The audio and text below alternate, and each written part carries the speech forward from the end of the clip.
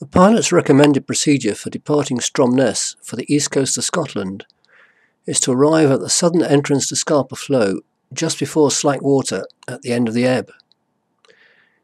Head west to the bay on Hoy just before the Merry Men of May race, and if necessary wait there until you are sure the east-going tide has set in.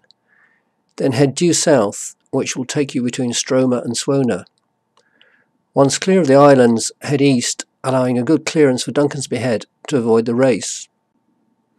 Going east of Swona is not viable in a yacht, as you will then be in an area where the tide will sweep you onto the Pentland Skerries at between 12 and 16 knots.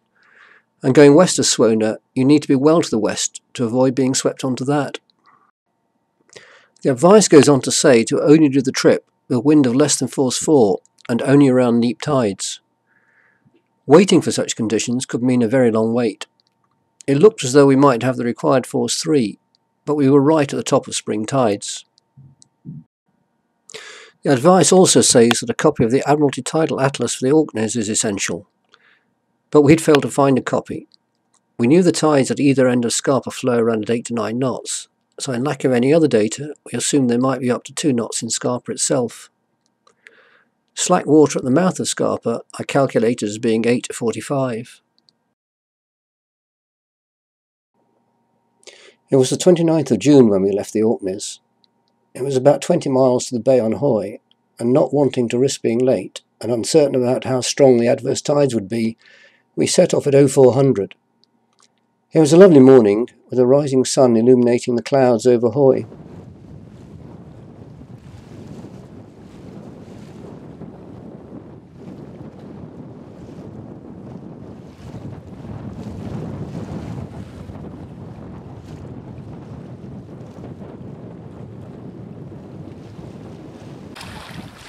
We hugged the 3-metre line to try and stay out of the tide in Hoy Sound.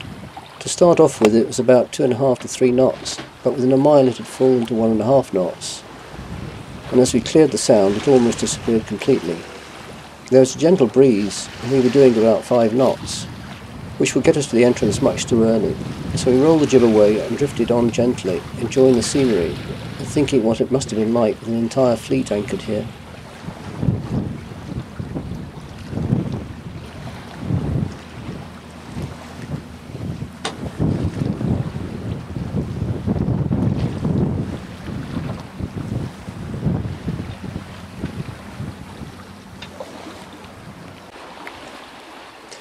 Flotta is a major oil terminal, if a little incongruous with its wind power generator. The tanker headed in as we crept around.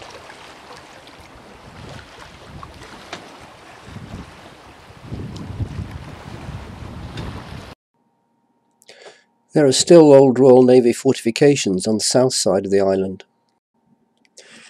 We had just passed a small island to the south of Flotta, and I was thinking of turning round and going back for a while, as we were much too early, when I noticed our speed over the ground was now 0, although our boat speed was still about 4 knots.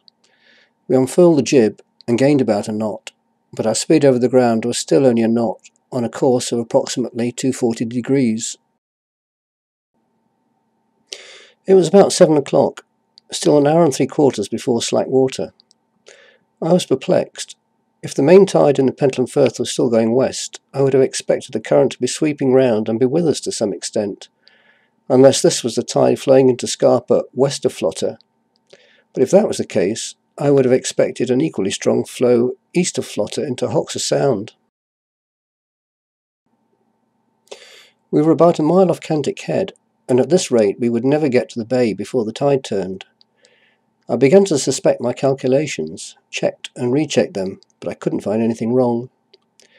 We persevered for a while, but eventually I decided I must have made a mistake, and the tide had already changed to flow east. If that was the case, I thought we might as well get on with it before it got really strong. So at 7:15, an hour and a half before my calculated slack water, we set off due south. Speed over the ground picked up a bit, but then Matthew popped below to look at the course vector on the plotter and said this course wouldn't do, as we'd end up on Swona. I came round to 195 degrees, but he said that still wasn't good enough. I turned further to starboard until I was steering 210.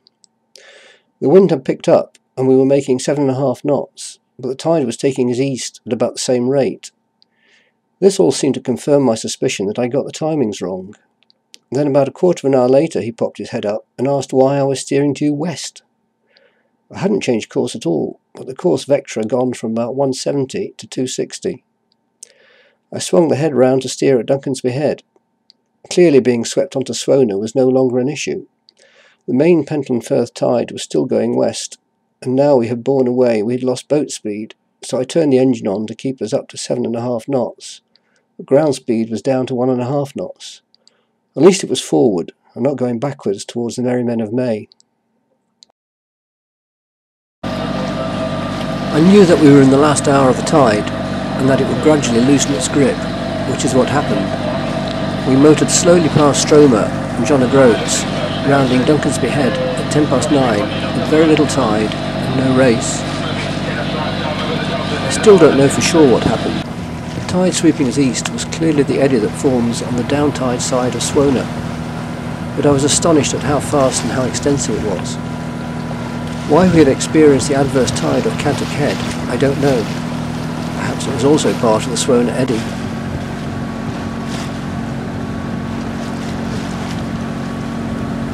That looks pretty flat to me off there.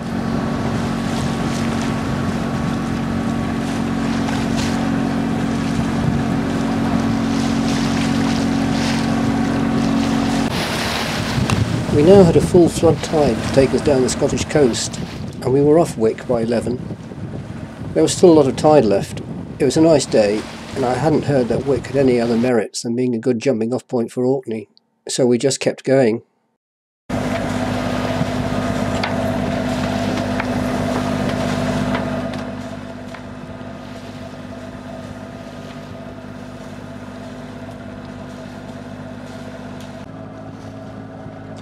The wind faded away completely, and we motored through a patch of pink sea. For 3 miles we were in the middle of a vast swarm of jellyfish. Solid.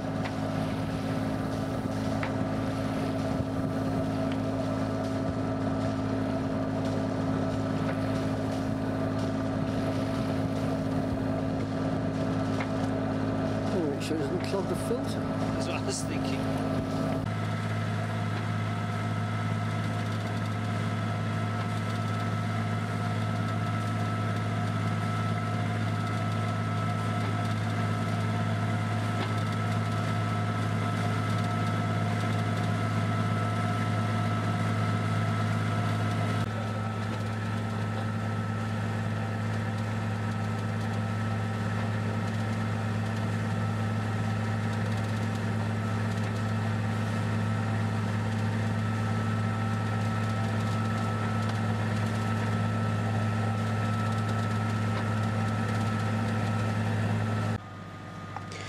We got to Peterhead at 11 in the evening. You need permission from Harbour Control to enter, and unfortunately something big was due in, and there were at least half a dozen trawlers already queuing for permission. By the time that lot had been sorted out and we'd found a berth, it would have been about 1 in the morning, so it seemed easier just to keep going on. The boat was an auto-helm, and we did 2-hour watches.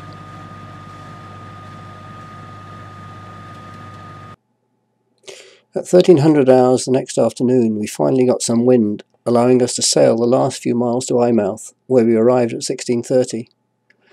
Eyemouth is only 7 miles from the border with England, so we had essentially done the whole of eastern Scotland in one leg, logging 211 miles at an average speed of 5.8 knots.